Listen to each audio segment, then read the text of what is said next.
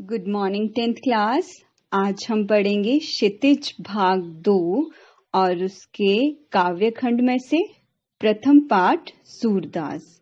सूरदास जो श्री कृष्ण जी के भक्त थे और श्री कृष्ण संबंधी जो पदों की उन्होंने रचना की है उसको सूरसागर कहते हैं। और सूरदास जी के 3 ग्रंथ हैं जो बहुत प्रसिद्ध हैं, सूरसागर, सुरसावली और साहित्य लहरी।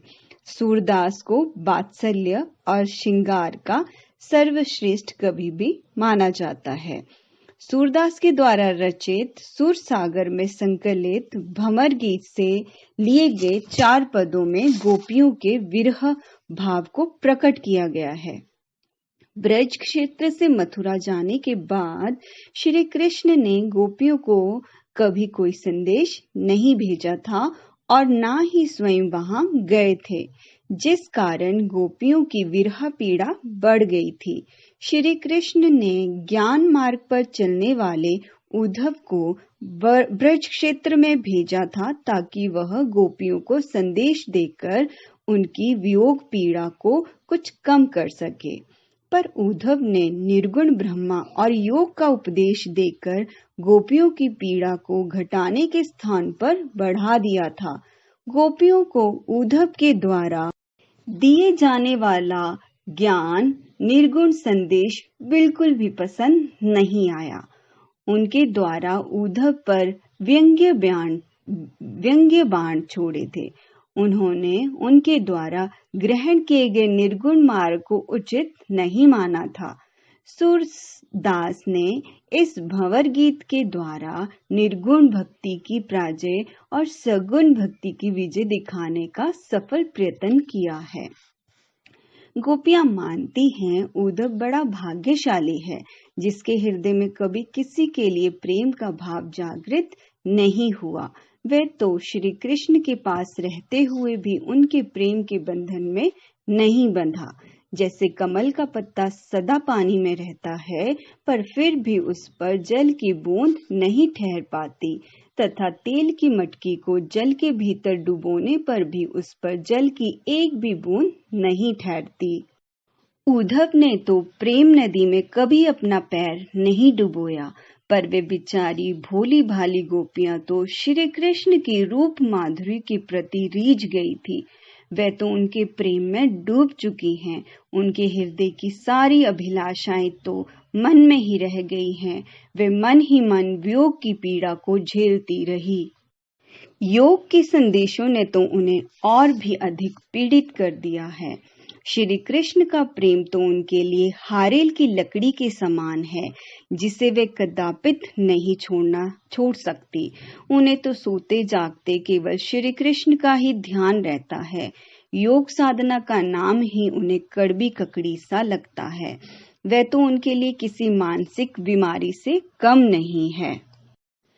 गोपियां श्री कृष्ण को ताने मारती है कि उन्होंने अब राजनीति पढ़ ली है। एक तो वे पहले ही बहुत चतुर थे और अब गुरु के ज्ञान को और भी उन्होंने प्राप्त कर लिया है। गोपियां उद्धव को याद दिलाती हैं कि राजधर्म यही होता है कि राजा को कभी भी अपनी प्रजा को नहीं सताना चाहिए। जैसे कि मैंने आपको पहले ही बताया कि सूरदास के सुरसागर के भंवर गीत में से ये हमारी पाठ्य पुस्तक में 4 पदों को लिया गया है। तो आइए हम पहले पदों के बारे में जानें। इन पंक्तियों में कवि ने बताया है, मतलब गोपियों के माध्यम से बताया है कि गोपियां उद्धव को प्रेमहीनता पर व्यंग्य करती हुई कहती हैं, हे उद्धव, तुम सचमुच बड़े भाग्यशाली हो क्योंकि तुम प्रेम के बंधन से पूरी तरह मुक्त हो और तुम्हारा मन किसी के प्रेम में नहीं डूबा। तुम श्री कृष्ण के निकट रहकर भी उनके प्रेम बंधन में से पूरी तरह मुक्त हो। जैसे कमल का एक पत्ता सदा पानी में रहता है पर फिर भी उस पर जल का एक दाग भी नहीं लग पाता, उस पर जल की एक भी बूंद नहीं ठहरती। तेल की मटकी को जल में डुबोने से उस पर जल की एक भी बूंद नहीं ठहरती। इसी प्रकार तुम भी श्री कृष्ण के निकट रहते हुए भी उनसे प्रेम नहीं करते और न उनके प्रभाव से सदा मुक्त बने रहते हो। तुमने आज तक कभी भी प्रेम रूपी नदी में अपने पैर को नहीं डुबोया और तुम्हारी दृष्टि किसी के रूप को देखकर उसमें नहीं उलझी। पर हम तो भोली भाली अबला बालिकाएं हैं जो अपने प्रियतम श्री कृष्ण की रूप माधुरी के प्रेम में उसी प्रकार उलझ गई हैं जैसे चींटी गुड़ पर आसक्त हो और उस पर चिपक जाती है और फिर वह उससे कभी नहीं छूट पाती। वह वहीं अपने प्राणों को त्याग देती है। तो आइए हम दूसरे पद के बारे में जानें। तो गोपियां कहती हैं, हे उद्धव, हमारे मन में छिपी बात तो मन में ही रह गई है। अर्थात वे तो सोचती थी कि जब श्री कृष्ण वापस आएंगे तब वे उन्हें विरह वियोग में झेले सारे कष्टों की बातें सुनाएंगी। पर अब तो उन्होंने निराकार ब्रह्मा को प्राप्त करने का संदेश भेज दिया है। अब वे उनके द्वारा त्याग दिए जाने पर हम अपनी असहनीय विरह पीड़ा की कहानी किसे जा सुनाएंगे। अब तक हम उनके वापस लौटने की अवधि के सहारे अपने तन और मन से इस विरह पीड़ा को सहती आ रही थी। अब तो इस योग के संदेश को सुनकर हम गृहिणियों वियोग में जलने लगी हैं। विरह के सागर में डूबती हुई हम गोपियों को जहां से सहायता मिलने की आशा थी, जहां हम अपनी रक्षा के लिए पुकार लगाना चाहती थी, अब उसी स्थान से योग संदेश रूपी जल की ऐसी प्रबल धारा बह रही है कि ये हमारे प्राण लेकर ही रुकेंगी। अर्थात श्री कृष्ण ने हमें भुलाकर योग साधना करने का संदेश भेजकर हमारे प्राण लेने का कार्य किया है। तो हे उद्धव, तुम ही बताओ कि हम धैर्य धारण कैसे करें। जिन श्री कृष्ण के लिए हमने अपने अन्य सभी मर्यादाओं को त्याग दिया था, अब उन्हीं श्री कृष्ण के द्वारा हमें त्याग देने से हमारी संपूर्ण मर्यादा नष्ट हो गई है। तो आइए हम तीसरे पद के बारे में जानें।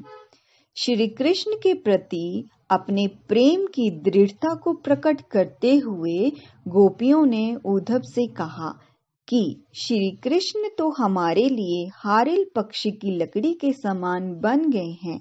अर्थात जैसे हारिल पक्षी सदा अपने पंजों में लकड़ी पकड़े रहता है, वैसे ही हम भी सदा श्री कृष्ण का ध्यान करते रहते हैं। हमने मन, वचन और कर्म से नंद के नंदन श्री कृष्ण के रूप और उनकी स्मृति को अपने मन द्वारा कसकर पकड़ लिया है। अब कोई भी उसे हमसे छुड़ा नहीं सकता। हमारा मन जागते, सोते, स्वप्न या प्रत्यक्ष में सदा श्री कृष्ण की रट लगाए रहता है, सदा उन्हीं का स्मरण करता रहता है। तो हे उद्धव, तुम्हारी योग की बातें सुनते ही हमें ऐसा लगता है मानो कड़वी ककड़ी खा ली। अर्थात तुम्हारी योग की बातें हमें बिल्कुल भी अच्छी नहीं लग रही हैं। तुम तो हमारे लिए योग रूपी ऐसी बीमारी लेकर आए हो जिसे हमने ना तो कभी देखा, ना सुना और कभी भुगता है। हम तो तुम्हारे योग रूपी बीमारी से पूरी तरह से अपरिचित हैं। तुम इस बीमारी को उन लोगों को जाकर दे दो जिनके मन सदा चकई के समान चंचल रहते हैं। भाव है कि हमारा मन तो श्री कृष्ण के प्रेम में दृढ़ और स्थिर है। जिनका मन चंचल है वही योग की बातें स्वीकार कर सकते हैं। तो आइए अब हम अंतिम पद के बारे में जानें। गोपियां श्री कृष्ण के द्वारा भेजे गए योग संदेश को उनका अन्याय और अत्याचार मानते हुए आपस में कहती हैं कि हे सखी, अब तो श्री कृष्ण ने राजनीति की शिक्षा प्राप्त कर ली है। वे राजनीति में पूरी तरह निपुण हो गए हैं। ये भंवरा हमसे तो बात कह रहा है वह क्या तुम्हें समझ आई? क्या तुम्हें कुछ समाचार प्राप्त हुआ? एक तो श्री कृष्ण पहले ही बहुत चतुर चालाक थे और अब तो गुरु ने उन्हें ग्रंथ भी पढ़ा दिए हैं।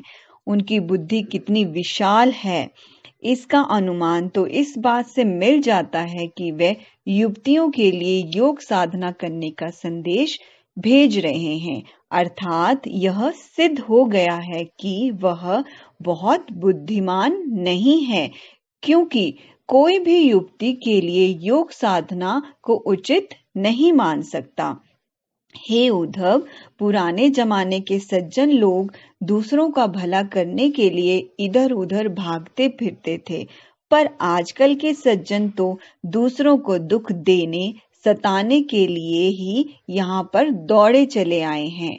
हम तो केवल इतना ही चाहते हैं कि हमें हमारा मन मिल जाए, जिसे श्री कृष्ण यहाँ से जाते समय चुपचाप चुराकर अपने साथ ले गए थे, पर उन्हें उनके लिए ऐसा अन्यायपूर्ण काम किया है जिसकी गोपियों ने आशा भी नहीं की थी। वे तो दूसरों के द्वारा अपनाई जाने वाली रीतियों को छुड़ाने का यत्न करते रहते हैं। भाव है कि हम तो श्री कृष्ण से प्रेम करने की रीति अपना रहे हैं, पर वे तो चाहते हैं कि हम प्रेम की रीति को छोड़कर योग साधना के मार्ग को अपना ले। ये तो अन्याय है। सच्चा राजधर्म तो उसी को माना जाता है जिसमें प्रजाजनों को कभी भी ना सताया जाए। भाव है कि कृष्ण अपने स्वार्थ के लिए हमारे सुख चैन को छीनकर हमें दुखी करने की कोशिश कर रहे हैं।